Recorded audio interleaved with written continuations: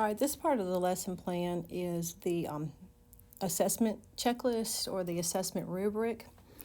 This part is important so that you can assess your students and analyze your students to make sure that they are performing the skills that match the state course of study standard for the grade you're teaching. So in order to do this, you have to have some specific guidelines in place. This lesson plan continues along with our soccer kicking lesson for first grade. Now, there are several ways to write an assessment checklist, and as long as you follow the state course of study and the standard for that grade level, you really can't go wrong. So we're going to look at the movement and motor skills section of this state course of study that we did earlier in the previous lesson. And this says the student should be able to walk while tapping a ball using alternating feet. So for the skills assessment checklist here, to write the skills, we're going to break this down into exactly what skills they need to use while tapping the ball using alternating feet. One example of an assessment checklist you're looking for would be the student consistently dribbles the ball with the inside part of their foot while walking and alternating feet between each dribble. Now, you could leave it at that, and that could be all that you're looking for, or you could even extend it. But this would be what you are watching while you're teaching, while instruction. So you are not just walking around telling them good job. The feedback that you're giving the students is in the form of open-ended questions for correction.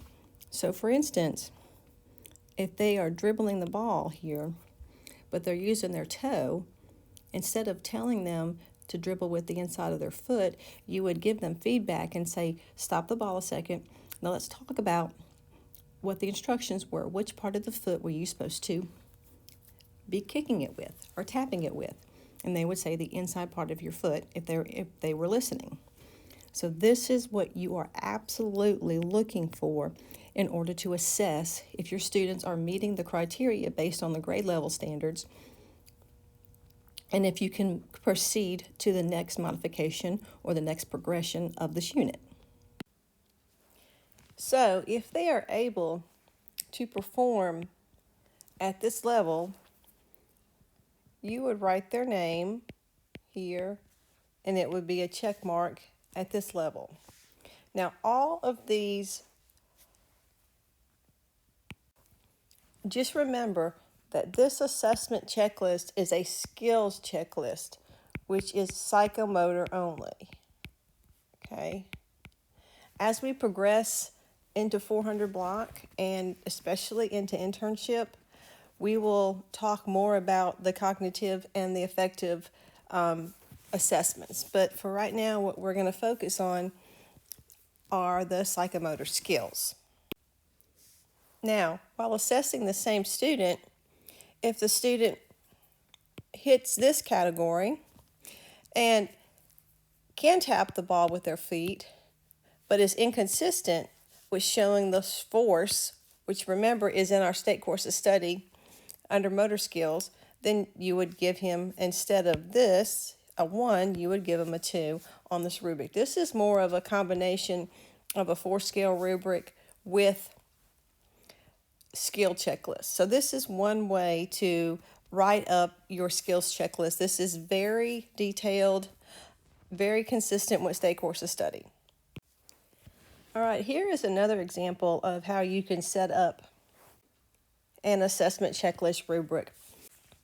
In this example, the student just decided to write very specific details of the soccer kick and the force and the skills based on the state course of study and broke it down very specifically.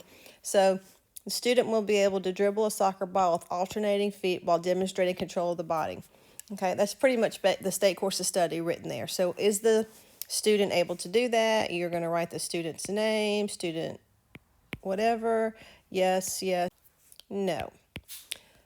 The next example that they use in the skill rubric that they're looking for, are they dribbling it in the general space while avoiding obstacles from other students? Are they able to do that? So you just mark it off. All of these areas are coming from the Alabama State Course of Study. Everything that you have is going to go back to the Alabama State Course of Study. Student will be able to apply the correct amount of force while dribbling the ball with both feet under control. Okay, so are they able to do that? To overcome problems of dribbling in general space while avoiding students with multiple obstacles. So now that you've put obstacles, you've progressed. This is a progression. Okay. So now that you've progressed, are they able to meet these standards? And you just mark it off. Can they perform multiple locomotor movements while moving? Okay, these are the things that this student was looking for in his class for this dribbling lesson. So this is another example of what you could use. One final example I'll give you is another specific skills assessment checklist. Remember, it's psychomotor. This is all psychomotor. And this example is very specific, again, with what they're looking for. So are they kicking with their dominant foot? You want to make sure they're using the correct foot. Make sure their eyes are looking at the target, and make sure that they're stepping with the opposite foot. These are the things that this student's looking for in his students. Another thing is talking about accuracy.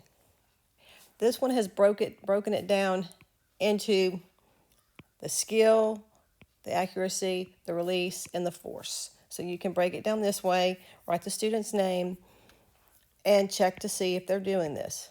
Okay, this is how you find out if your lesson should progress.